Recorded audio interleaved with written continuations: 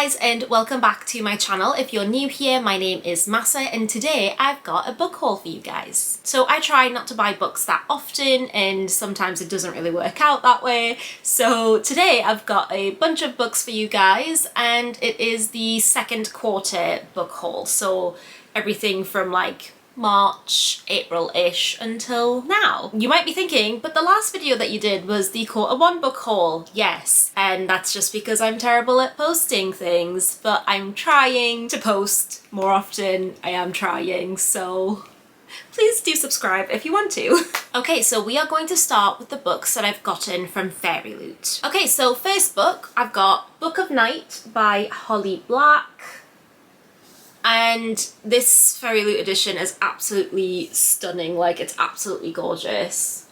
You've got the black sprayed edges, there's a black ribbon inside, there's beautiful end papers, and more importantly, look at that. I just think this is absolutely beautiful. Honestly, I'm not really sure what this is about, and if you've ever watched my videos, you'll know that that's how I really like to keep things, because I like to go into things not knowing much, because then expectations can't be absolutely shattered. But this is our first book. The next book that we've got is Her Majesty's Royal Coven by Juno Dawson.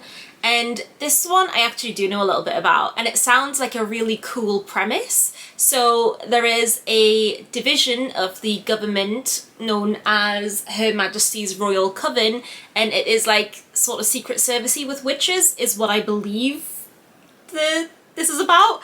It's hilarious because HMRC in the UK is like the tax sector of the government, so I'm really intrigued by this, and anything witchy I will always be very here for. Again, this is a really nice edition. I'm not a huge fan of like the yellow and the pink together, but we do have sprayed edges, and we have this on the hardcover.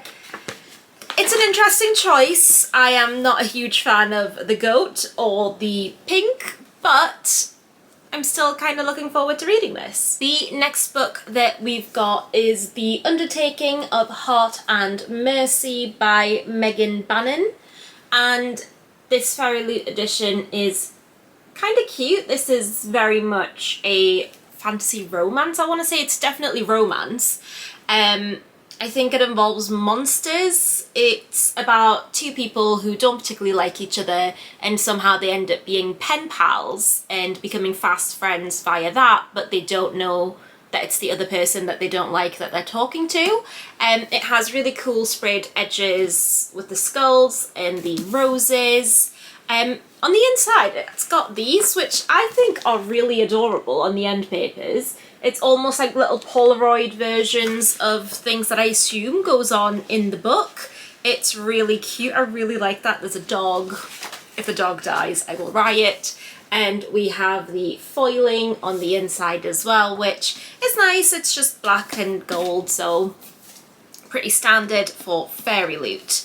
So this is our third book. Okay, moving on from Fairy Loot, we have got Heartstopper Volume 2. I've got, oh, that's Volume 4, hang on. Okay, we have Heartstopper Volume 2, Heartstopper Volume 3, and Heartstopper Volume 4. So I got the Heartstoppers at WH Smith because it was actually cheaper there than it was at Waterstones, because they were on buy one get one half price, which they weren't at Waterstones. So I finally have them. I read the second one when I was on holiday and I desperately need to get to the third and fourth ones. They are so freaking cute and I absolutely love them, and I think the third and fourth one weren't covered in the TV series, so I'll actually not know what's going to happen, which is going to be quite nice for these as well. Next up is a book that has literally been everywhere for the longest time and I still haven't read it, and that is The Seven Husbands of Evelyn Hugo by Taylor Jenkins Reid. I've never read anything by Taylor Jenkins Reid because they're so popular.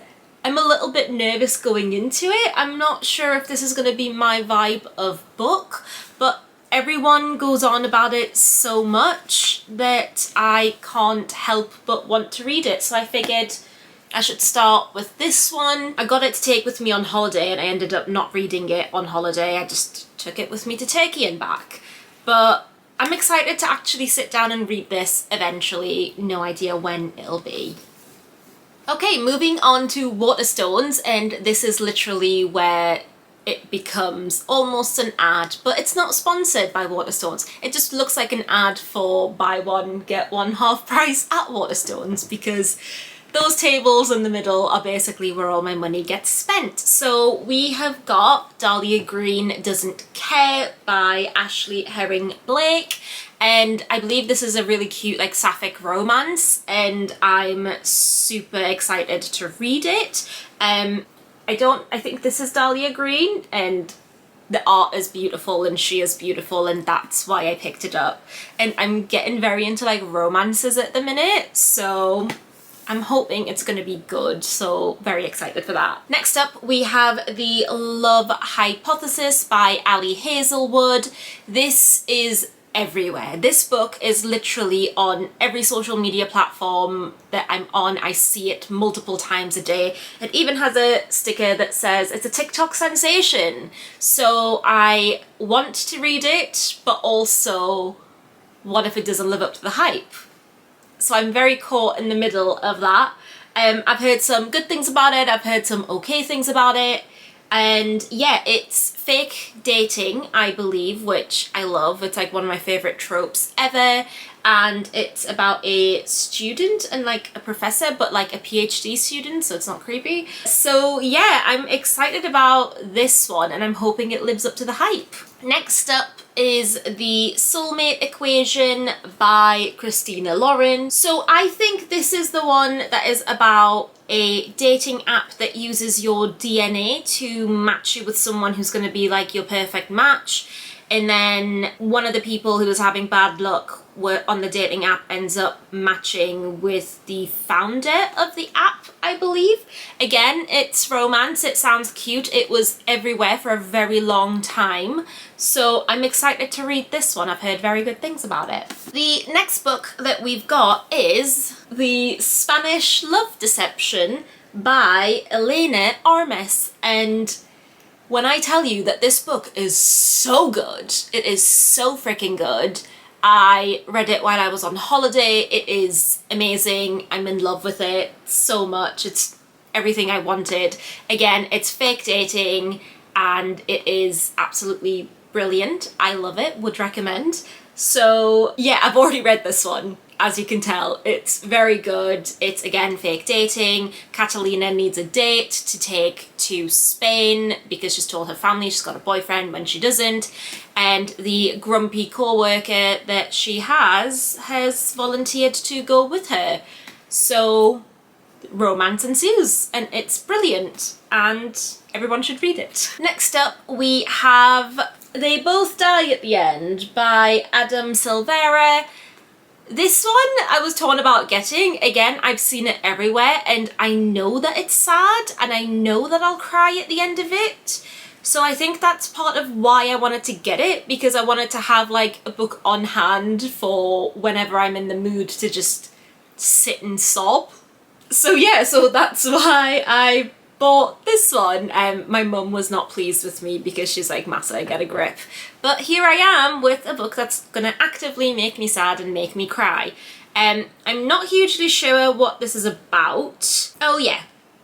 So this is about two people in this universe. You find out when you're going to die, and I think it's about two people that find out they're gonna die on the same day, and then they spend the day together, I believe. And spoiler alert, I assume that they both die at the end.